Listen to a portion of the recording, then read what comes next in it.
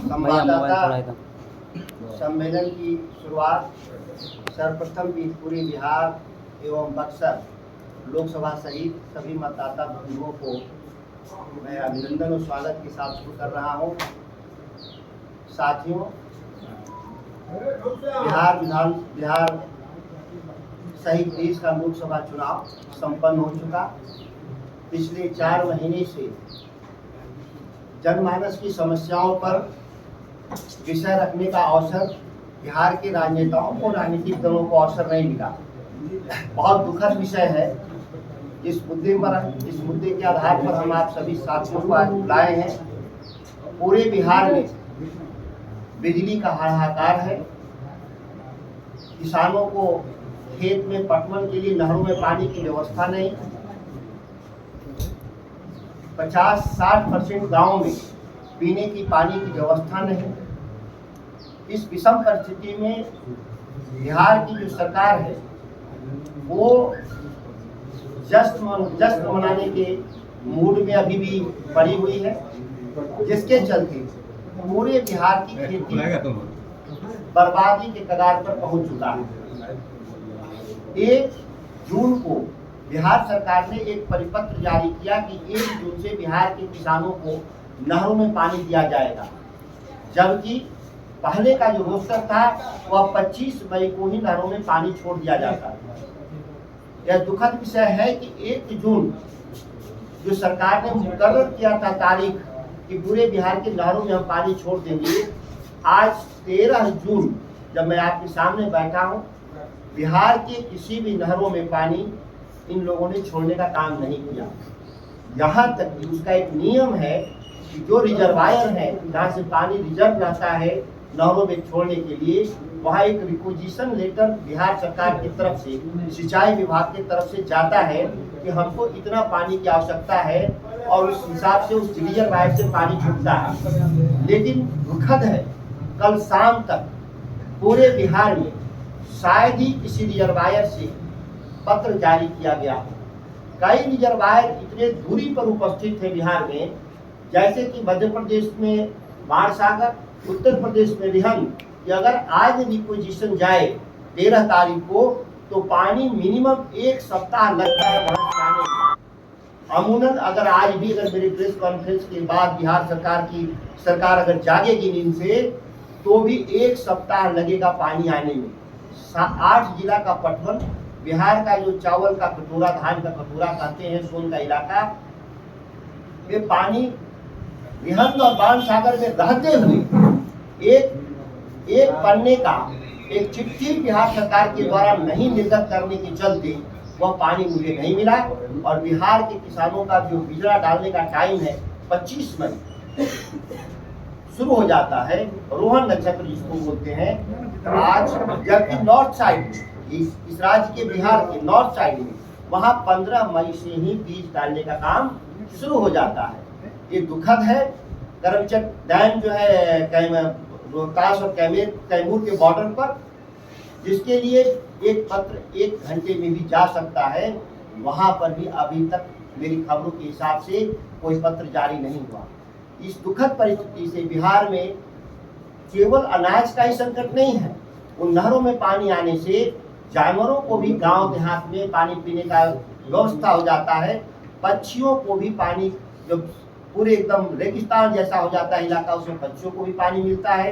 यहाँ तक कि नदी के किनारे जो बसे लोग हैं वो पानी निकाल करके सब्जी की खेती करते हैं। बिहार के लोग नदियों के किनारे, अगर वो पानी नदियों में भी छोड़ दिया जाए तब। लेकिन आप देखिए तो पूरा 1 महीना में पूरे बिहार की खेती को बर्बाद कर दिया गया। जो सरकार में बैठे लोग हैं, जो यहाँ के मंत्री और मुख्यमंत्री हैं, जिनको बिहार के किसानों की कोई भी चिंता नहीं है। सभी अधिकारियों से 3 दिन के भीतर, राज्य के सभी वरिष्ठ अधिकारियों से मैंने टेलीफोन से बात किया और इसके बाद भी कोई सुनवाई नहीं हुआ। क्योंकि मैं चुनाव ही 3 तारीख को 4 तारीख को समाप्त हुआ। इसके बाद मैं लगातार प्रयास कर रहा था, किसी पदाधिकारियों के अनसुनी करने के चलते मीडिया के जरिए बात मैंने रखने का काम। सुधाकर जी, सांसद बनने के बाद लगता है मुझे पहला प्रेस कॉन्फ्रेंस है आपका। आप लगातार नीतीश सरकार के विरोध में रहे, किसी मंत्री से त्याग पत्र भी दिया। पूरे परिप्रेक्ष्य को और अपनी जीत को कैसे कोरिलेट करते हैं?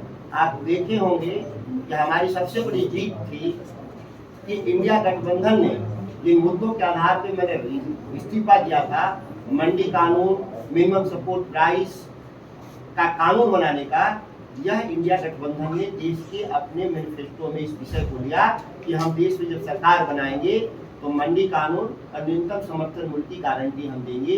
एक बड़ी हमारी जीत रही इस मुद्दे पर। और आप देखेंगे कि किसान आंदोलन के ही गढ़ में भारतीय जनता पार्टी चुनाव हारी है। राजस्थान, हरियाणा, पंजाब, उत्तर प्रदेश और बिहार के उस इलाके में जो सोन का इलाका जहाँ किसानों का बहुलता है, इन्हीं इलाकों में भारतीय जनता पार्टी चुनाव हारी है। यह हमारे मुद्दे की जीत है, मेरी जीत उससे कम तर जीत। विधानसभा चुनाव को लेकर आप किसान आंदोलन तेज करेंगे बिहार में? हमारे किसान आंदोलन देश में भी और राज्य स्तर दोनों ही जगहों पे हमारे किसान आंदोलन तेज करेंगे, क्योंकि जो बैठे हुए जो सरकार लोग हैं, गूंगी बारी सरकार पटना और दिल्ली में, वो किसान विरोधी लोग हैं। और जब तक इनसे हम लोग लड़ेंगे नहीं, तब तक किसानों के पक्ष में भलाई का कोई उम्मीद नहीं रखते। 24 जून से जो है वो लोकसभा का सत्र भी शुरू होगा। बतौर सांसद इन मुद्दों को लेकर के सदन में आवाज उठाएंगे आप? निश्चित तौर पर अभी आया नहीं है रूटीन कि क्या काम करेंगे लोग, सरकार के द्वारा क्या निर्धारित है। दुखद है, मैं बता रहा हूँ बैठे हुए, कि हमारी संसद के कार्यों के नियंत्रण मुख्यमंत्री और प्रधानमंत्री के कार्यालय के जरिए हो रहे हैं। यह लंबे समय से एक विसंगति है। अभी भी तय नहीं है कि पार्लियामेंट में क्या काम करवाएंगे लोग।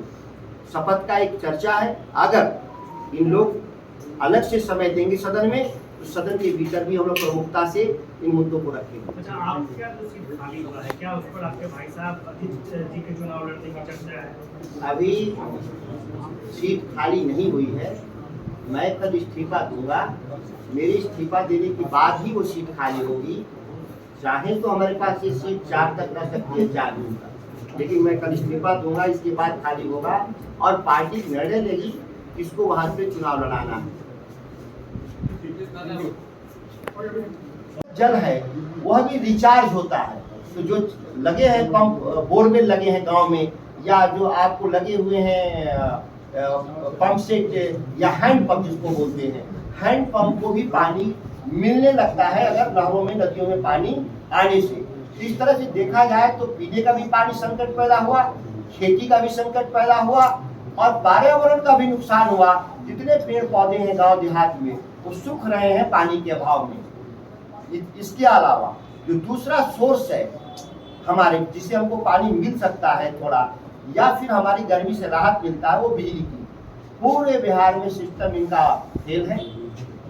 लोग ओवरलोडिंग के चलते लोड शेडिंग पूरे ग्रामीण सेक्टरों में जबरदस्त है।